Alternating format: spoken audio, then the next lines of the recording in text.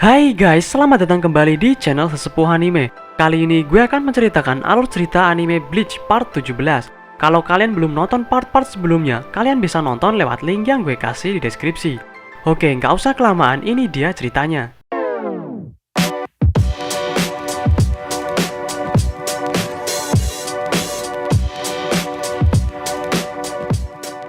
Pilar api besar muncul dan di hadapannya terlihat sosok Komandan Yamamoto. Dengan sangat cepat, Aizen berpindah ke belakang Yamamoto dan menikamnya.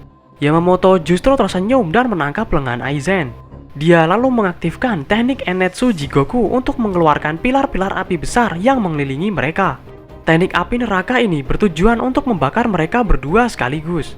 Aizen memperingatkan Yamamoto bahwa efek destruktif dari teknik ini juga akan membunuh semua Shinigami Gote 13 di dalam kota Karakura palsu. Yamamoto memberitahunya bahwa para Shinigami Gote 13 siap mengorbankan diri mereka sendiri untuk membasmi iblis sepertinya. Tiba-tiba Wonder Waste muncul di belakang Yamamoto. Yamamoto menebaskan Zanpakutonya pada Wonder Waste, tapi dia bisa memblokirnya, begitu juga dengan api Yamamoto yang tiba-tiba padam. Wonder Waste pun melemparkan Yamamoto ke tanah. Yamamoto heran bagaimana bisa apinya padam. Aizen menjelaskan bahwa dia pasti akan kerepotan menghadapi Ryujin Jaka yang terkenal sebagai Zanpakuto tipe api terkuat sepanjang sejarah Soul Society. Karena itu, Aizen sudah menyiapkan sosok Arrancar untuk mengatasi api dari Yamamoto. Wonder Waste adalah satu-satunya Arrancar yang Aizen modifikasi, di mana Resurrection-nya yang bernama Extinguir digunakan khusus untuk menyegel Ryujin Jaka. Hal ini juga bisa terwujud karena kehendak Hogyoku. Dengan mengorbankan kemampuan berbicara, kecerdasan, dan ingatan, Wonder Waste bisa mendapatkan kemampuan penyegelan ini. Wonder Waste bergerak untuk menyerang, tapi Yamamoto mendaratkan pukulan dahsyat yang membuat Wonder Waste terpental jauh menabrak gedung di belakangnya. Yamamoto berpikir bahwa Aizen naif karena walaupun tanpa Ryujin Jaka, gaya bertarung hak kudanya juga ada di level tingkat tinggi. Yamamoto menegaskan bahwa dia telah menjadi komandan Gote 13 selama 1000 tahun lebih karena belum ada Shinigami yang lebih kuat darinya. Wonder Waste kembali menghampiri Yamamoto di mana ada lubang besar di dadanya setelah menerima teknik pukulan Ikotsu. Wonder Waste dan Yamamoto mulai bertarung dengan beradu tinjuan. Wonder Waste lalu memegangi kedua lengan Yamamoto agar dia tidak bisa bergerak.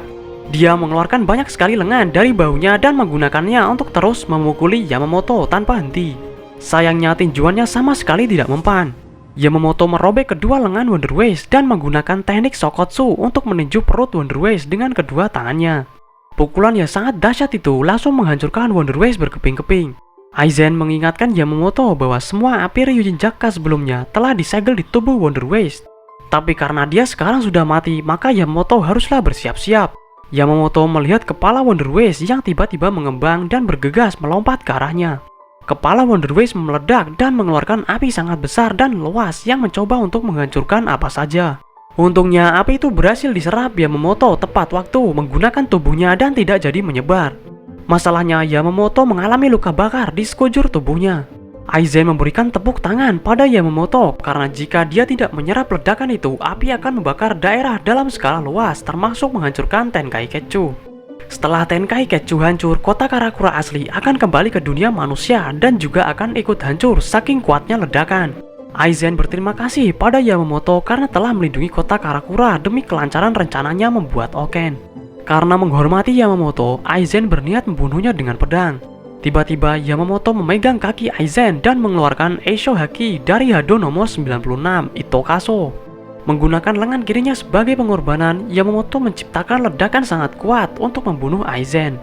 Sayangnya Aizen berhasil keluar dari ledakan walaupun mengalami luka bakar ringan. Tiba-tiba Ichigo yang sudah di mode holofikasi melompat dari atas Aizen dan meluncurkan Getsuga Tensho-nya. Serangan dahsyat Ichigo menghancurkan gedung dan juga berhasil melukai bahu Aizen. Masih belum selesai, Ichigo kembali melancarkan Getsuga Tensho, tapi Aizen bisa memblokir serangannya. Aizen mengungkapkan bahwa itu tadi adalah terakhir kalinya dia menjadi lengah. Luka Aizen mulai menutup kembali bukan karena regenerasi holo seperti Arrancar, tapi berkat adanya Hogyoku di dadanya.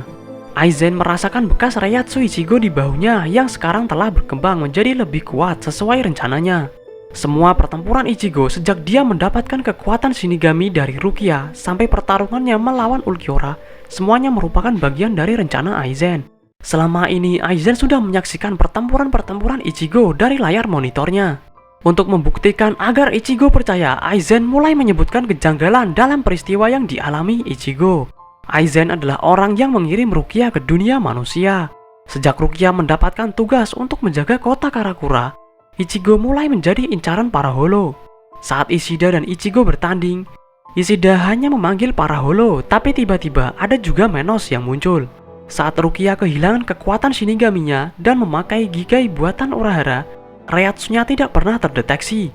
Tapi anehnya kondisi Rukia bisa sampai ke laporan Gote 13. Aizen memberikan perlengkapan tertentu pada Renji agar bisa mendeteksi keberadaan Rukia. Saat Ichigo dan teman-temannya menyusup ke Soul Society, Aizen memberikan informasi keberadaan Ichigo kepada para letnan. Pertempuran Ichigo melawan Renji, Zaraki, dan Byakuya juga dimulai saat kekuatannya sudah setara dengan mereka. Aizen menambahkan bahwa dia sudah mengenal Ichigo sejak dia dilahirkan. Karena itu, Aizen menjadikan Ichigo sebagai objek penelitian sempurna dan terus mengawasinya. Sebelum Aizen menjelaskan semuanya, tiba-tiba ayah Ichigo, Isshin Kurosaki, muncul di hadapannya sebagai seorang Shinigami. Isshin lalu membawa Ichigo pergi menjauh dari Aizen dan bersembunyi. Ichigo menghormati keputusan ayahnya yang tidak pernah mengatakan apapun kepadanya. Ichigo percaya bahwa ayahnya pasti akan menceritakan semuanya jika waktunya sudah tepat. Gin menghampiri Aizen karena ingin ikut bersenang-senang. Ichigo muncul dari belakang Gin dan mereka mulai bertarung. Isshin juga mulai bertarung melawan Aizen. Isshin menggunakan Hakuda untuk menjentikan jari tengahnya yang membuat Aizen terpental menabrak beberapa bangunan. Setelah itu, Aizen dengan mudah menghindari semua serangan Isshin. Aizen melihat celah dan menggunakan Hado nomor 63 Raikoho untuk menyerang Isshin. Di sisi lain, Gin memberitahu Ichigo bahwa Zanpakuto-nya dalam mode Shikai bisa memanjang sampai 100 kali lipat ukuran normalnya. Sedangkan dalam mode Bankai, Zanpakuto-nya bisa memanjang sampai 13 km. Gin lalu melepaskan Bankainya, Kamishini no Yari. Pedangnya memanjang dan menghancurkan banyak sekali bangunan dalam sekejap. Untungnya, Ichigo bisa memblokir serangan Gin dengan Tensa Zangetsu-nya. Ichigo menembakkan Getsuga Tensho yang memberikan luka ringan pada tubuh Gin. Gin menyusutkan pedangnya menjadi pendek kembali dan bertarung jarak dekat dengan Ichigo. Tiba-tiba dengan sangat cepat, Gin memanjangkan pedangnya kembali yang menyerempet bahu Ichigo. Gin mengayunkan pedangnya ke bawah, tapi untungnya Ichigo berhasil menghindar dan serangan Gin hanya menghancurkan struktur tanah di bawahnya. Ichigo menyerang balik, tapi Gin dengan cepat menyusutkan kembali pedangnya dan menangkis serangan Ichigo. Ichigo akhirnya sadar bahwa hal yang paling mengerikan dari Bankai Gin bukanlah dari seberapa panjang atau seberapa destruktif efek serangannya, melainkan dari kecepatan perubahannya. Gin terkesan dengan analisis Ichigo dan memberitahunya bahwa Kamishini no Yari bukanlah Zanpakuto terpanjang, melainkan Zanpakuto tercepat yang bisa berubah dengan kecepatan 500 kali lebih cepat dari kecepatan suara. Di sisi lain, Aizen memberitahu Isshin bahwa kekuatan sebenarnya dari Hogyoku bukanlah menghapuskan batas antara Shinigami dan Holo, tapi justru untuk mewujudkan keinginan dari orang-orang di sekitarnya. Mulai dari semua kekuatan Shinigami Rukia yang berpindah ke Ichigo, dan juga bangkitnya kemampuan unik Orihime dan Sado disebabkan karena kehendak Hogyoku. Perubahan Shinji beserta teman-temannya yang menjadi Visor bukanlah kegagalan Urahara, tetapi justru keberhasilan Urahara yang menggunakan Hogyoku. Tetapi keinginan orang-orang di sekitar Hogyoku hanya akan tercapai jika mereka memiliki kemampuan yang memadai. Saat Aizen masih berbicara dengan Isshin, tiba-tiba mereka terganggu dengan kedatangan Ichigo yang terpental ke gedung di dekat mereka karena serangan Gin. Selain mengabulkan keinginan, Hogyoku juga bisa digunakan Aizen pada tubuhnya untuk mulai bertransformasi. Daripada disebut menghilangkan batas antara Shinigami dan Holo, Hogyoku lebih cocok untuk disebut menghilangkan batasan antara makhluk biasa dengan dewa. Saat Aizen masih sesumbar, tiba-tiba bahunya terkena serangan Urahara dari belakang. Bekas serangan Urahara di bahu Aizen mulai beregenerasi kembali. Dengan sangat cepat, Aizen berpindah ke depan Urahara dan menikamnya. Tubuh Urahara palsu meledak seperti balon saat Urahara yang asli muncul di belakang Aizen dan mengikat tubuhnya dengan Bakudo nomor 61, Rikujokoro. Tubuh palsu Urahara sebelumnya adalah Gigai Portable yang pernah digunakan Urahara saat melawan Yami. Masih belum selesai, Urahara menggunakan Bakudo nomor 63, Sajo Sabaku yang menciptakan rantai Kido untuk melilit tubuh Aizen. Dan juga Bakudo nomor 79, Kuyoshibari yang menciptakan 8 lubang hitam untuk melumpuhkan Aizen. Sebagai finishing, Urahara merapalkan mantra dari Hado nomor 91, Senju Koten Taiho, untuk menembakkan ledakan yang sangat dahsyat pada Aizen. Tapi Aizen yang masih selamat muncul di belakang Urahara dan menebasnya. Aizen menyatakan bahwa Kido level 90 sudah tidak akan berdampak apa-apa lagi pada tubuhnya yang sudah bergabung dengan Hogyoku. Tiba-tiba tangan Aizen terjebak borgol energi spiritual dari segel Kido yang sudah disiapkan Urahara. Segel itu menyegel Reiatsu Aizen dan meledakkan Aizen dengan Reiatsunya sendiri. Sayangnya Aizen masih selamat dan justru berevolusi ke bentuk kedua dari penggabungannya dengan Hogyoku. Aizen mengapresiasi perangkap sel Kido yang diciptakan Urahara. Jika teknik ini digunakan pada Aizen yang belum bergabung dengan Hogyoku, riwayat Aizen sendiri akan benar-benar tamat. Aizen lalu mengambil gelang segel ciptaan Urahara dan menghancurkannya. Isshin dan Urahara mulai beradu pedang melawan Aizen. Mereka berdua mengikat kaki dan tangan Aizen menggunakan rantai Kido. Dan tiba-tiba muncul Yoroichi dari atas yang memakai armor buatan Urahara untuk memberikan pukulan beruntun sangat kuat pada Aizen. Tapi Aizen bangkit kembali sekaligus menghancurkan armor kaki kiri Yoroichi.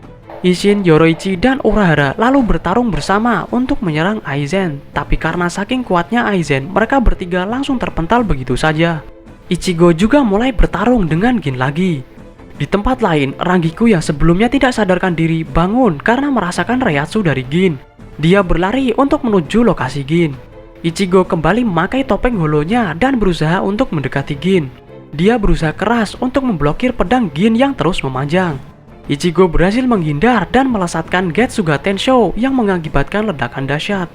Tapi serangannya tidak berdampak apa-apa karena Zanpakuto Gin kembali menyusut dan memblokir Getsuga Tensho-nya. Gin kembali memanjangkan pedangnya dan berhasil menghancurkan topeng holo Ichigo. Ichigo benar-benar kalah telak melawan Gin. Semua kemampuannya tidak ada yang bisa memberikan perlawanan sepadan pada Gin. Karena merasa kecewa dengan Ichigo, Gin menyuruh Ichigo untuk melarikan diri saja. Ichigo merasa putus asa bahkan di saat dia belum bertarung melawan Aizen. Di sisi lain, Isshin, Urahara, dan Yoroichi kembali bekerja sama menyerang Aizen, di mana armor tangan kanan Yoroichi hancur setelah menerima serangan. Urahara menyerang dengan Hado nomor 32, Okasen, yang diblokir Aizen dengan mudah. Di balik serangan Urahara, muncul Yoroichi secara tiba-tiba yang melancarkan pukulan beruntunnya. Karena tidak mempan, Yoroichi mengaktifkan mode Shunko-nya yang berhasil membuat Aizen terpental jatuh ke bawah. Tapi saat Yoroichi mencoba menyerang untuk kedua kalinya, tinjuannya berhasil ditangkap Aizen. Urahara muncul dari belakang Aizen dan menggunakan teknik Shikai terkuatnya, Shibari Benihime, yang mengeluarkan jaring merah untuk mengikat Aizen. Setelah itu tercipta bola-bola api merah di sepanjang jaring dan menciptakan ledakan dahsyat pada tubuh Aizen. Aizen keluar dari kobaran api hanya dengan sedikit retakan di tubuh bagian kanannya. Secara mengejutkan, di depan Aizen sudah ada Isshin yang melepaskan Getsuga Tensho dari jarak dekat pada tubuhnya. Wajah Aizen terkena tebasan besar dari Getsuga Tensho.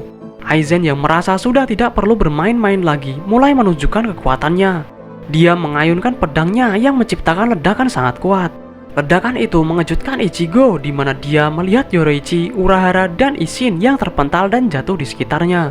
Aizen lalu memerintahkan Gin untuk membuka Senkaimon. Aizen lebih memilih untuk pergi ke kota Karakura asli di Soul Society daripada menghancurkan Tenkaiketsu untuk mengembalikan kota Karakura asli. Menurutnya, membuat Oken lebih menguntungkan untuk dilakukan di Soul Society. Setelah itu, Aizen bertransformasi lagi ke bentuk ketiga dari penggabungannya dengan Hogyoku. Topeng wajahnya hancur dan memperlihatkan rambutnya yang panjang dan sklera mata berwarna ungu. Saat Aizen dan Gin didangai, mereka melihat Kototsu datang. Selama ini belum pernah ada Shinigami yang berani berhadapan dengan Kototsu. Tapi di wujud Aizen yang sekarang, dia berani membiarkan Kototsu menabraknya. Seketika Kototsu meledak hancur, sedangkan Aizen sendiri tidak terluka sedikit pun. Di kota Karakura palsu, Isshin yang sudah sadar mengajak Ichigo untuk mengejar Aizen ke Soul Society. Isshin menyadarkan Ichigo untuk tidak menyerah karena banyak orang-orang di kota Karakura yang harus mereka lindungi, termasuk teman-teman dan keluarganya. Aizen dan Gin telah menginjakkan kakinya di Soul Society.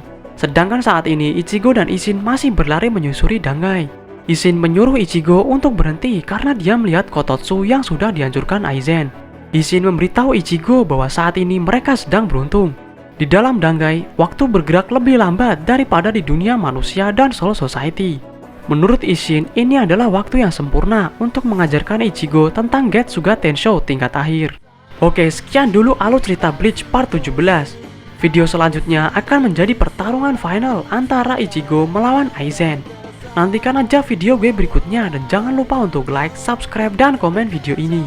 Sampai jumpa.